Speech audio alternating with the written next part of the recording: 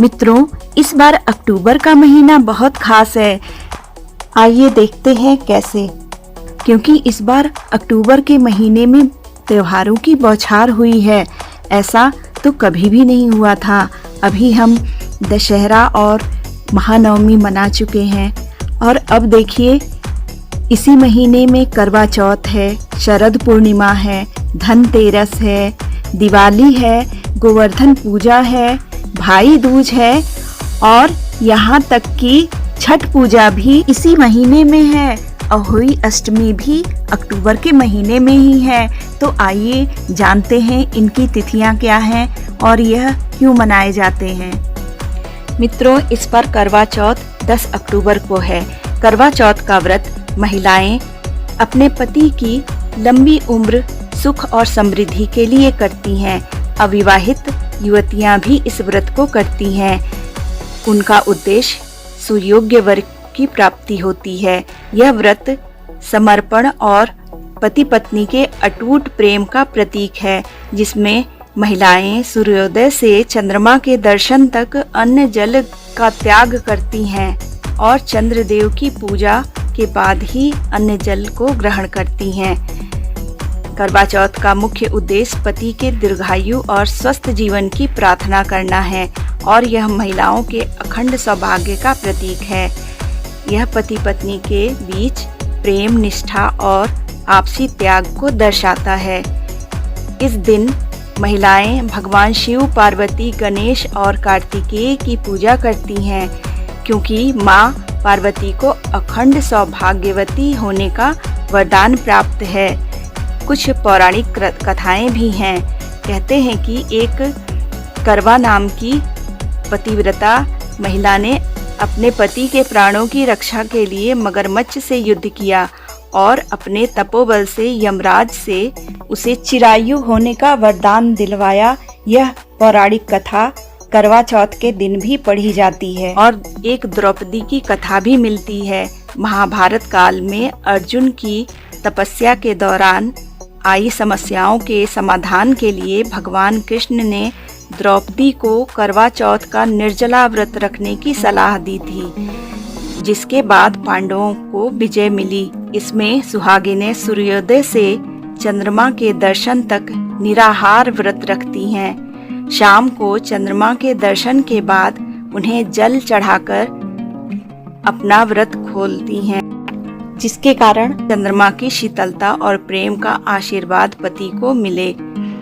मिट्टी का करवा। इस दिन मिट्टी के बर्तन, जिसे करवा कहते हैं, की भी पूजा की जाती है। शरद पूर्णिमा का त्योहार दिन सोमवार 6 अक्टूबर को मनाया जाएगा। आमतौर पर यह अक्टूबर महीने में ही आती है। यह दिन शरद ऋतु के आगमन का प्रतीक है और देवी लक्ष्मी की पूजा के साथ ही भगवान श्री कृष्ण के महाराज से भी जुड़ा है। इस रात को चंद्रमा अपनी 16 कलाओं से पूर्ण होता है और उसकी किरणों से अमृत बरसता है। ऐसी लोगों की मान्यता है। इस दिन खुले आसमान के नीचे खीर बनाकर चंद्रमा की रोशनी में रखी जाती है, क्योंकि माना जाता है कि इसमें अमृत घुल जाता है।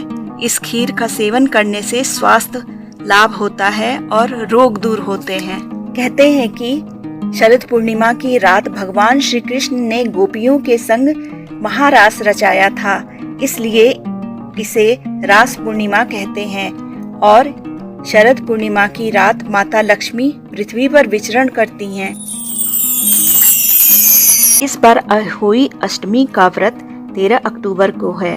अहोई अष्टमी व्रत को करने से अहोई माता संतान की लंबी आयु और अच्छा स्वास्थ्य और सुख समृद्धि प्रदान करती हैं। धार्मिक मान्यता है कि यह व्रत न केवल संतान के कल्याण के लिए बल्कि परिवार में खुशहाली और सुरक्षा के लिए भी अत्यंत लाभकारी है। निसंतान महिलाएं यह व्रत रखकर संतान सुख की प्राप्ति की कामना कर सकती हैं। अहोई माता देवी पार्वती का ही एक रूप है। इस दिन महिलाएं दिन भर निराजल व्रत रखती हैं और अहोई माता की विधि पूर्वक पूजा पाठ करती हैं और तारों के निकलने के बाद, तारों को अर्घ देने के बाद ही अपना कुछ खाती पीती हैं। दिवाली 5 दिन का पर्व होता है, जिसकी शुरुआत धनतेरस से होती है। माना जाता है कि इसी दिन से घर परिवार में सुख समृद्धि और ऐश्वर्य का आगमन होता है। इस बार यह 18 अक्टूबर को है। धार्मिक और आध्यात्मिक तौर पर धनतेरस का बहुत महत्व है। कहते हैं कि भगवान धन्वंतरी अमृत कलश लेकर इसी दिन प्रकट हुए थे। यही वजह है कि इस दिन सोना, चांदी जैसी कीमती वस्तुओं को खरीदना शुभ बताया गया है। वास्तु शास्त्र के अनुसार इस दिन कुछ चीजें जैसे सोना, चांदी, तांबा, झाड़ू, गणेश, लक्ष्मी की मूर्तियां, धनिये के बीज और नमक आदि को खरीदना बहुत ही शुभ माना गया है।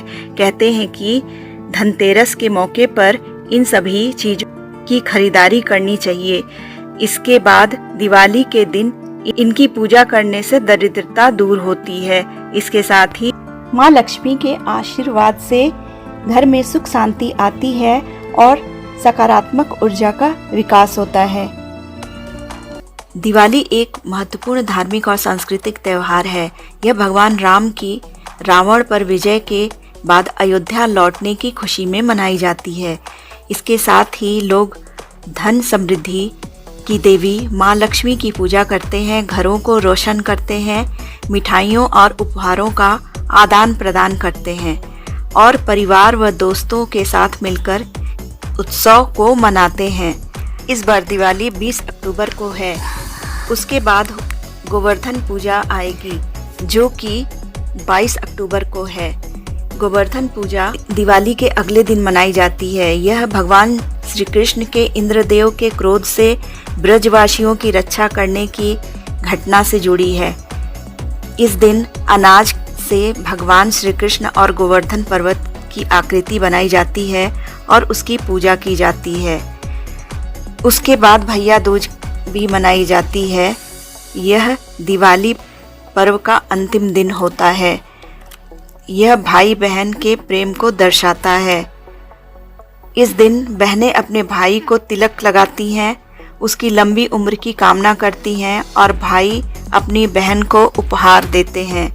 इस बार 2025 में भैया दूज 23 अक्टूबर को मनाया जाएगा। यह दिवाली उत्सव के 5 दिनों का हिस्सा है। छठ पर्व छठी मैया और सूर्य देवता की उपासना का एक 4 दिवसीय पर्व है जो हिंदू कैलेंडर के अनुसार कार्तिक शुक्ल पक्ष की चतुर्थी से सप्तमी तक मनाया जाता है। यह मुख्य रूप से बिहार, झारखंड, पूर्वी उत्तर प्रदेश में मनाया जाता है। इस पर्व में भक्त सूर्य को डूबते और उगते दोनों समय जल अर्पण करते हैं, जिसमें 36 घंटे का निर्जला व्रत रखा जाता है और जमीन पर सोया जाता है। छठ पर्व सूर्य देवता और छठी मैया की पूजा का पर्व है। यह पर्व 4 दिनों तक मनाया जाता है।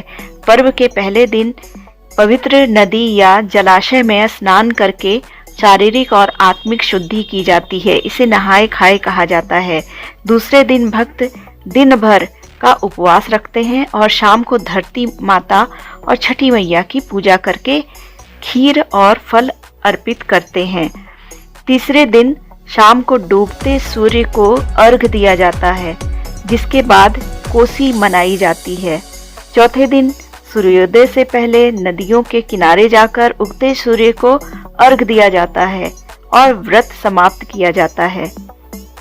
भक्त 36 घंटे का निर्जला व्रत रखते हैं, जिसमें बिना अन्न जल से रहना पड़ता है। तो मित्रों, देखा आपने, इस वर्ष 2025 में अक्टूबर का महीना त्योहारों से भरा हुआ है। आप सभी को इन सब त्योहारों की बहुत बहुत शुभकामनाएं।